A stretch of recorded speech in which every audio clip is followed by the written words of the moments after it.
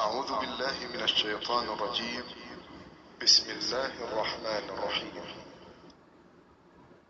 لا أقسم بهذا البلد وأنت حل بهذا البلد ووالد وما ولد لقد خلقنا الإنسان في كبد أيحسب أن لن يقدر عليه أحد يقول أهلكت مالا لبدا أيحسب أن لم يره أحد ألم نجعل له عينين ولسانا وشفتين وهديناه النجدين